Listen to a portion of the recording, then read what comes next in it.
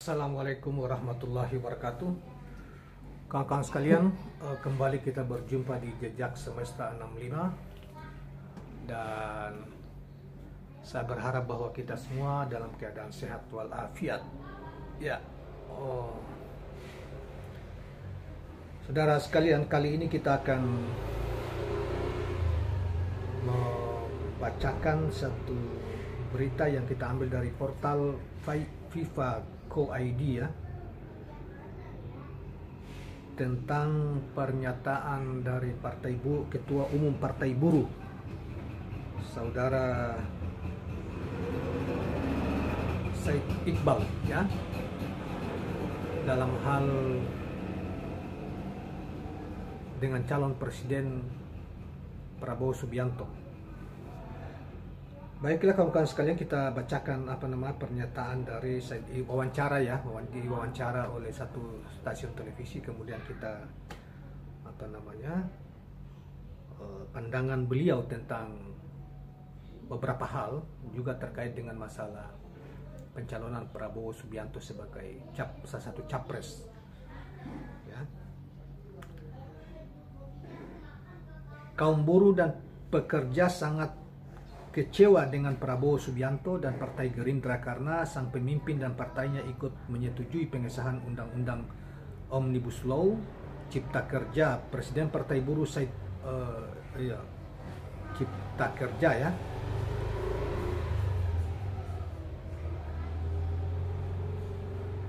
atas masukan sejumlah anak buahnya, kata Said Iqbal. Prabowo atas masukan sejumlah anak buahnya, kata Said Iqbal, bahkan mengklaim bahwa Omnibus Law telah menyerap 80% aspirasi kelompok buruh. Padahal menurutnya klaim itu bohong belaka dan menganggap Prabowo telah mengingkari komitmen keberpihakannya terhadap kaum buruh.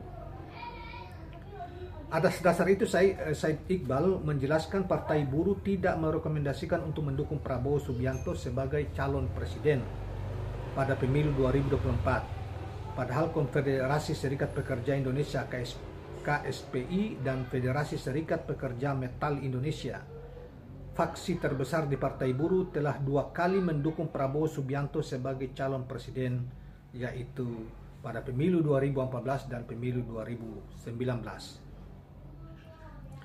2 kali mereka dukung Prabowo. Mereka kecewa berat dengan Pak Prabowo, terutama fraksi partainya dan Wakil Ketua DPR yang menyatakan bahwa Omnibus Law 80% telah menyerap aspirasi buruh.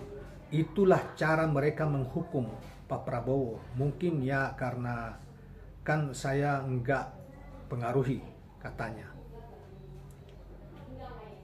Saking kecewanya kalangan buruh, dia meyakini Prabowo maupun Partai Gerindra tak akan mendapatkan banyak dukungan dari kelompok pekerja. Percaya sama saya, di kantong-kantong industri calon presiden dari partai itu, Pak, maksudnya Partai Gerindra, pasti kalah. Percaya sama saya, ayo boleh bertaruh, katanya lagi. Selanjutnya dikatakan bahwa Said Iqbal menegaskan tidak sedang mengancam, melainkan sekadar menyampaikan keluh kesah dan kekecewaan kaum buruh terhadap Prabowo Subianto karena Omnibus Law ya. Undang-Undang Cipta Kerja itu pula lah yang menjadi dasar atau alasan kuat bagi kaum buruh untuk mendirikan lagi Partai Buruh. Sekarang tiba-tiba ada partai tertentu dan 2 kali kami dukung calon presiden menyatakan Omnibus Law itu 80% menyerap aspirasi buruh. Masa dia setuju dengan negara yang melegalkan outsourcing? Itu artinya dia setuju dengan upah yang nggak naik atau upah rendah. Itulah kalau salah bicara, ujarnya. Itu Partai Buruh kan budayakan. Itu di Partai Buruh kami budayakan menghukum yang salah, mengangkat dan membela yang memang mereka bekerja dengan baik, katanya. Said mengatakan itu merujuk pada hasil rapat kerja nasional Partai Buruh di Jakarta 17 Januari 2023 yang mengusulkan sejumlah nama sebagai bakal calon presiden dan calon wakil presiden pada pemilu 2024. Itu sebagai bentuk untuk apresiasi terhadap para tokoh nasional yang bekerja secara profesional di bidangnya masing-masing. Nama-nama yang diusulkan sebagai calon presiden antara lain adalah Anies Rashid Baswedan, mantan gubernur DKI, Ganjar Pranowo, dan Ganjar Pranowo, Said Iqbal, presiden Partai Buruh, dan Said Iqbal, kemudian ada Najwa Shihab, jurnalis. Sedangkan nama-nama yang direkomendasikan sebagai calon wakil presiden antara lain Arsyad Rashid, Ketua Umum Kadin Indonesia, Mahfud MD, Menteri Koordinator Bidang Hukum, Bidang Politik, Hukum dan Keamanan, serta Said Iqbal dan Najwa Shihab juga. Jadi Said Iqbal dan Najwa Shihab itu juga diusulkan sebagai capres, tetapi juga diusulkan sebagai cawapres juga. Jadi intinya saudara sekalian, memang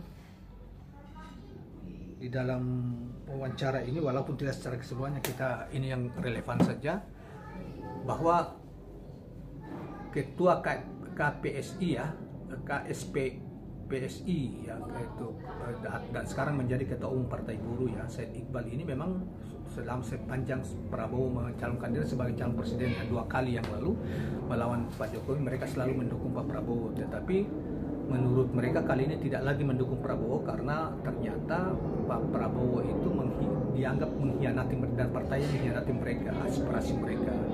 Karena Pak Prabowo menyetujui Omnibus Law yang dianggap oleh mereka ini para pekerja ya, atau organisasi buruh, dianggap sangat merugikan. Undang-undang itu sangat merugikan mereka ya.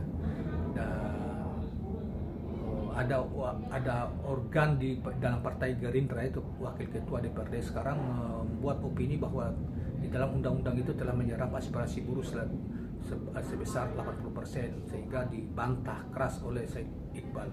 Oleh karena itu dalam rakernas Partai Buruh yang lalu, saudara sekalian, mereka tidak lagi mendukung Pak Prabowo sebagai capres ya, dan dia juga membuat pernyataan keras mengatakan bahwa dia bisa bertaruh, bahwa di basis-basis industri diyakini dan sangat diyakini bahwa Prabowo akan kalah telak dibanding calon-calon yang lain. Nah, dan kita juga tahu bahwa seperti yang kita sebutkan tadi, bahwa Partai Buruh ternyata kemudian mencalonkan salah satu calon mereka adalah Anies Rashid Baswedan. Kemudian ada juga Ganjar, nama Ganjar, dan serta Najwa Shihab dan dirinya sendiri, yaitu Said Akil. Nah, demikianlah kawan-kawan sekalian berita yang kita tampilkan pada kesempatan ini. Jangan lupa subscribe, like, dan share channel ini. Assalamualaikum warahmatullahi wabarakatuh. Ada Ganjar, ada Anies, ada Prabowo. Nah, ini kenapa Partai Buruh nggak memunculkan nama Prabowo? 2 kali udah mendukung Pak Prabowo. Ya, ya. Mereka kecewa berat dengan Pak Prabowo, terutama fraksi partainya dan wakil ketua DPR yang menyatakan bahwa Omnibus Law 80% sudah menyerap aspirasi buruh. Marah sekali buruh. Percaya sama saya, di kantong-kantong industri, ya, calon presiden dari partai itu pasti kalah. Percaya sama saya.